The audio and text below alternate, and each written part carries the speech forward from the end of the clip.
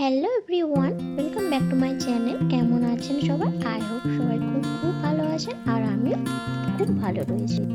শীতের টাটকা শাকসবজির সাথে একটি সিক্রেট উপকরণ দিয়ে তৈরি দুর্দান্ত স্বাদের একটি হেলদি রেসিপি আজ আমি নিয়ে এসেছি। এটি সম্পূর্ণ নিরামিষ আর খুবই কম তেল মশলায় তৈরি, তবে খেতে কিন্তু দারুণ লাগে। রুটি পরোটার পাশাপাশি ভাতের সাথেও কিন্তু এই রেসিপিটা খেতে দারুণ লাগে। তাহলে চলুন রেসিপিটি দেখে নেওয়া যাক। আজকে রান্নার জন্য বেশ কিছু সবজি লাগবে। এখানে আমি নিয়েছি আলু, এইভাবে ডুমো ডুমো কেটে নিয়েছি, আর বিনস এইভাবে লম্বা করে নিয়েছি। এখানে মূলোর এইভাবে ডুমো করে লম্বা লম্বা কেটে নিয়েছি, আর নিয়েছি সিমগুলো আমি দেখতে পাচ্ছেন এভাবে কেটে নিয়েছি, আর গাজর, আর কিছু নিয়েছি ফুলকপি, আর এখানে নিয়েছি কিছু মটরশুঁটি। তো এবার চলে আসলাম রান্নাতে। এখানে গ্যাস অন করে কড়াই বসিয়ে দিয়েছি, আর কড়াইতে সরষের তেল দিয়ে দিলাম। তেলটা একটু গরম হলে ওর মধ্যে আমি ফোড়ন দিয়ে দেব। ফোড়নে দিচ্ছি শুকনো লঙ্কা আর 1 চামচ গোটা জিরে। ফোড়নটা হালকা ভাজা হয়ে গেলেই এর মধ্যে আমি এবার ফোড়ন ভাজা হয়ে গিয়েছে, এবার আমি এর মধ্যে ফুলকপি, আলু, গাজর আর কুমড়ো একসাথে দিয়ে দিচ্ছি। এই সবজিগুলো আগে দিলাম কারণ এগুলো একটু সেদ্ধ হতে সময় লাগে।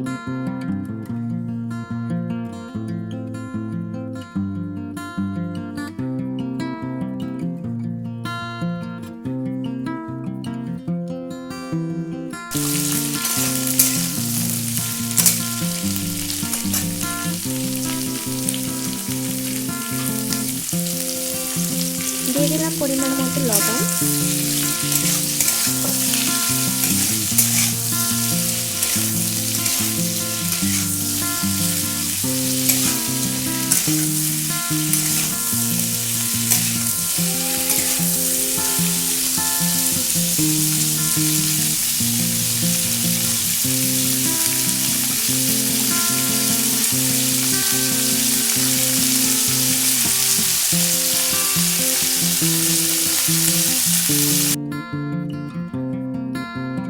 দিয়ে দিলাম কিছু টমেটো কুচি। এগুলো সবজির সাথে সাথেই সেদ্ধ হয়ে যাবে।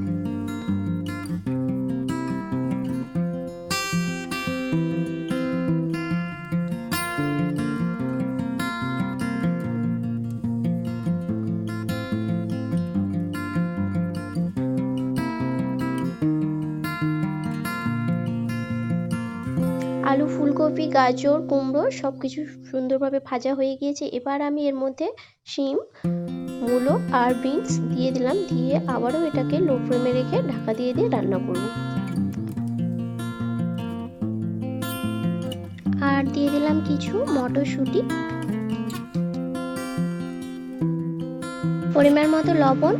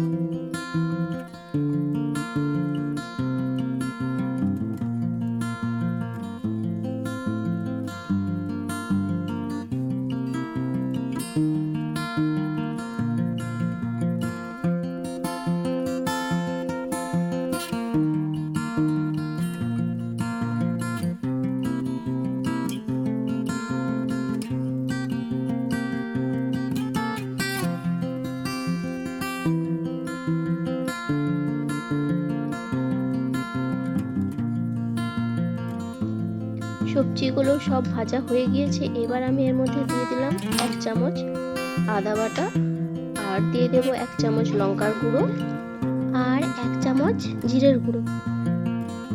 দিয়ে এবার সবজিগুলোর সাথে মশলাটাকে ভালোভাবে কষিয়ে নেব।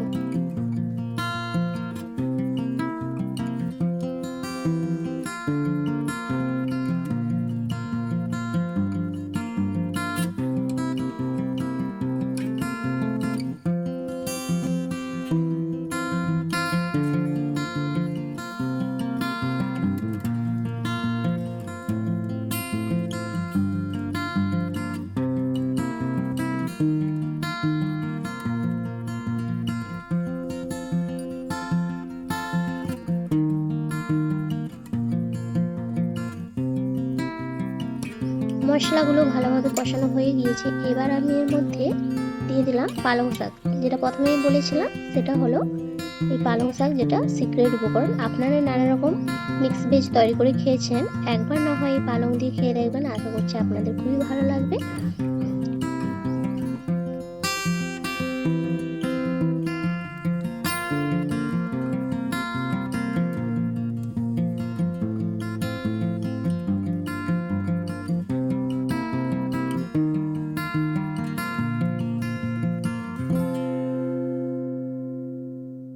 এবার আমি এটাকে লো ফ্লেমে রেখে 10 মিনিটের জন্য ঢেকে দেব। তো 10 মিনিট পর ফিরে এলাম। দেখুন সবজিগুলো কিছুটা জ্বরে গিয়েছে। এইভাবে আমি এটাকে লো ফ্লেমে রেখে ঢাকা দিয়ে কিছুক্ষণ রান্না করে নেব।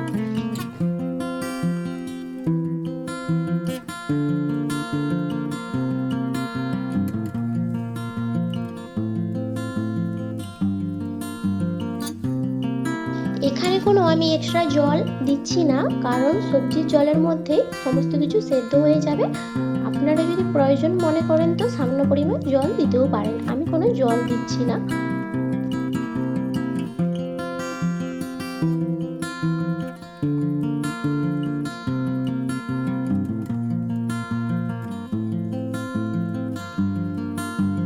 তো দেখুন সমস্ত সবজি সেদ্ধ হয়ে গিয়েছে আর সবজিগুলো মাখমাখো হয়ে গিয়েছে। তো আজকের রেসিপিটি কমপ্লিট।